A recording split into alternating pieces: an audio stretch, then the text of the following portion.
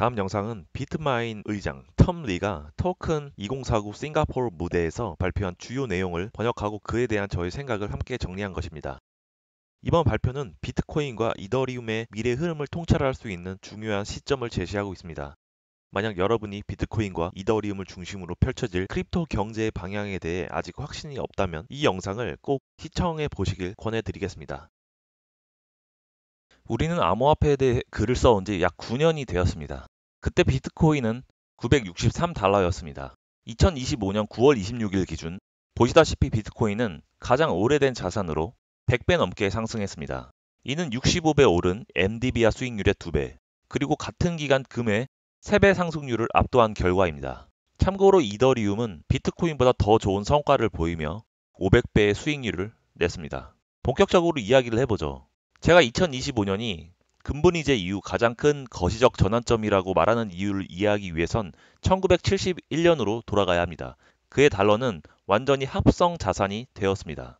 닉슨 대통령이 달러의 금 태환을 중단한 해였죠. 그 순간부터 달러는 더 이상 금으로 교환되지 않는 단지 또 다른 달러나 상환 약속에 불과했습니다. 사람들은 그럼 1971년엔 금이 최고의 투자처였다고 말하지만 진짜 기회는 그게 아니었습니다. 그의 금융 시스템은 달러의 지배력을 유지할 방법을 찾아야 했습니다. 달러가 금으로 바뀌지 않으면 다른 통화가 대체할 수 있었으니까요. 그래서 월가는 달러 중심의 거대한 시장을 만들었습니다. 머니마켓 펀드, 선물, 직불카드, 주택저당증권, 통화, 금리 수합, 지수 선물, 제로 쿠폰제 등이죠. 이것이 1971년 이후의 금융혁신이었습니다. 현재 세계 30대 기업 중 상위 7곳이 금융기관입니다. 오늘날에도 비슷한 일이 일어납니다. 월가와 AI가 블록체인 위에서 새 구조를 만들고 있습니다. 그리고 미국에서는 지니어스 액트로 기반이 되었습니다. 이 법은 스테이블코인 붐을 이끌었습니다. 이후 SEC는 프로젝트 크립토를 출범시켜 월가를 블록체인으로 이끌고 있습니다. 그리고 현재 추가 법안 2개가 워싱턴에서 진행 중입니다. 하나는 클리어리티 액트, 다른 하나는 비트코인 전략 비축법입니다. 이 말은 즉 우리가 새로운 전환점에 도달했다는 뜻입니다. 더 많은 자산이 합성화되고 있습니다. 그래서 비트코인은 여전히 가장 근본적인 자산입니다. 디지털 가치 저장 수단이 되었으니까요. 하지만 이제 생각해야 합니다. 반대편 장부를 말이죠. 그렇다면 월가는 무엇을 해야 할까요? 제 생각엔 월가가 디지털 자산 시장에서 핵심 역할을 하게 될 것입니다. 새로운 디지털 자산 시장을 만드는 것이죠. 그리고 그 중심엔 이더리움이 있습니다. 이제 생각해 봅시다. 비트코인의 상승 여력은 어떨까요?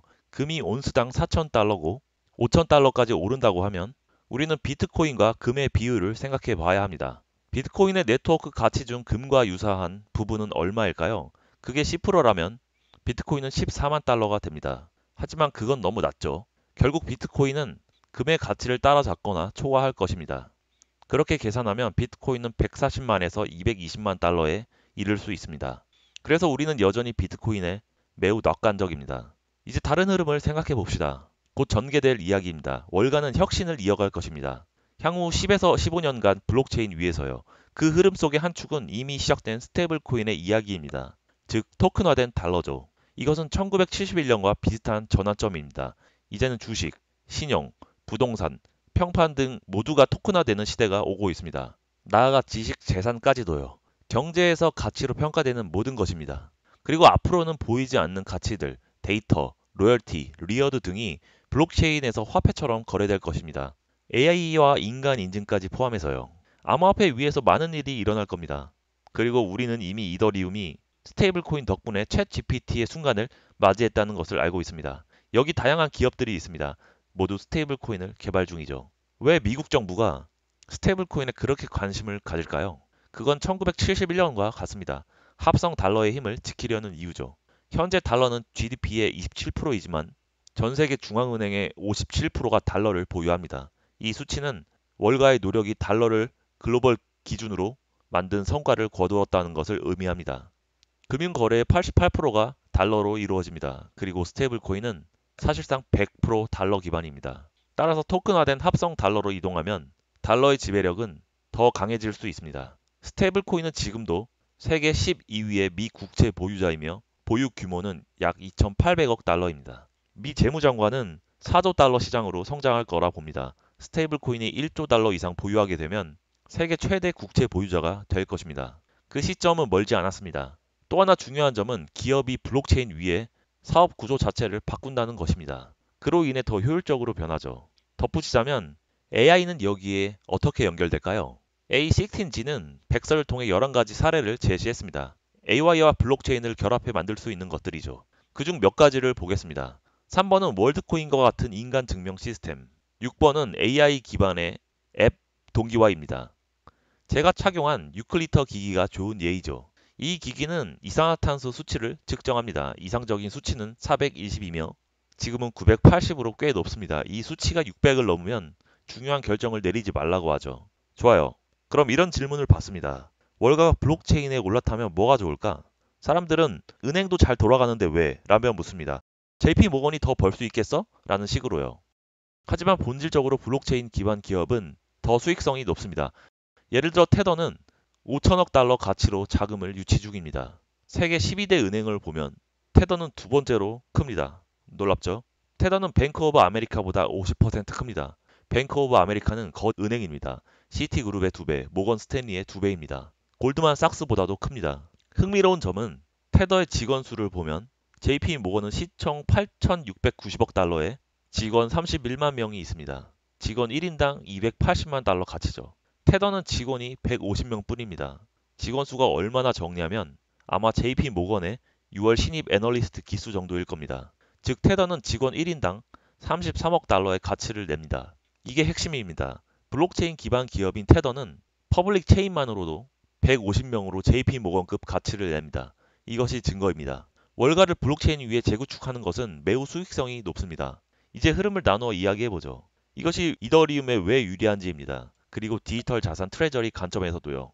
앞서 말했듯 1971년의 전환이 2025년 이더리움에서 다시 일어나고 있습니다. 왜냐하면 월가의 모든 기관들이 블록체인 위에 무언가를 구축해야 하기 때문이죠. 그들은 중립적인 퍼블릭 체인을 원합니다. 보시다시피 많은 기업들이 이더리움을 선택하고 있습니다. 실제로 TVL을 보면 이더리움이 명확한 1위입니다.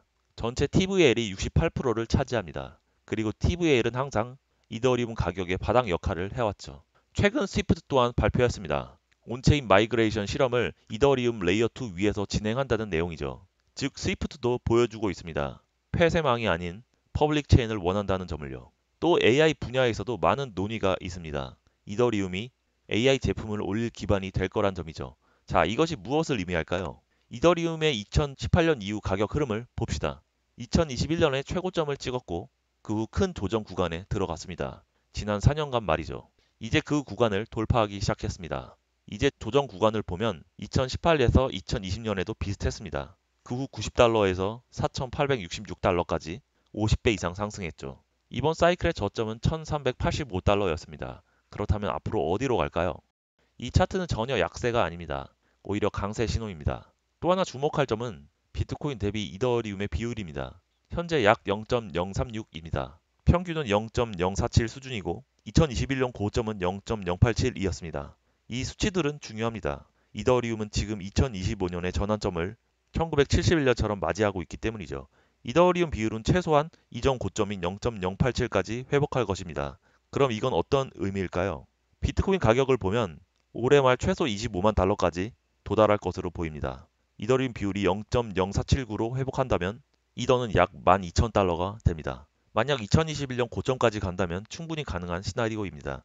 현재 이더리움의 펀더멘털을 보면요. 이더는 22,000달러가 됩니다. 하지만 그게 한계는 아닙니다. 또 다른 시나리오로는 이더리움의 미래 결제망이 되는 것입니다. 그 경우 비트코인과 네트워크 가치가 같아집니다. 그럼 이더리움은 62,000달러가 되죠. 현재 이더가 4,100달러일 때 이 세 가지 시나리오는 모두 엄청난 상승 여력을 의미합니다. 마지막 주제로 넘어가 보겠습니다. 이더에 관심이 있다면 트레저리 기업을 주목해야 하는 이유입니다.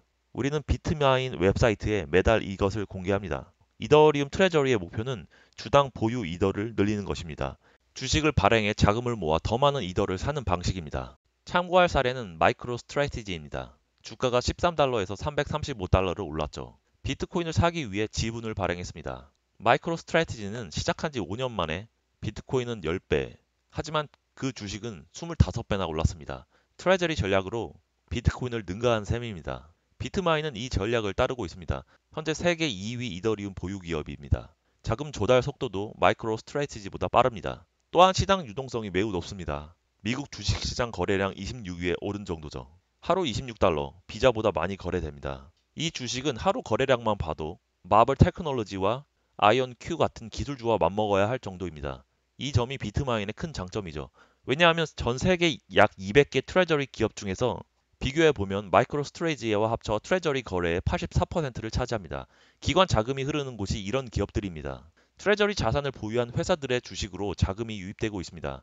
보시다시피 비트마인은 출범 9주 만에 주당 이더 보유량이 9배나 늘었습니다. 즉 이더보다 더 빠르게 성장한 셈입니다. 이더리움에서 긍정적이라면 트레저리 주식은 매일 더 많은 이더를 노출을 통해 얻을 수가 있습니다. 그러나 그게 전부가 아닙니다. 이더리움 트레저리는 사실상 인프라 기업입니다. 이더리움 지분 증명 방식이기 때문에 기업들은 네트워크 보안을 제공하는 대가로 자신들의 이더리움을 스테이킹할 것입니다. 그것은 수익을 만들어냅니다. 그리고 우리는 시간이 지나면서 이더리움 위에서 자산을 토큰화하는 모든 이들이 같은 보안상의 이유로 결국 이더를 스테이킹하게 될 것이라고 믿습니다. 이것이 바로 비트마인의 전략입니다. 비트마인은 커뮤니티의 일원으로 참여하여 이더리움 재단과 개발자들이 디파이 생태계에서 성공하도록 지원할 것입니다. 그리고 회사는 과감한 투자를 진행할 것입니다. 월스트리트와 크립토를 잇는 교차형 기업들을 육성하기 위해서입니다. 그 첫 번째 투자 중 하나는 팔CO에 대한 비트마인의 투자였습니다.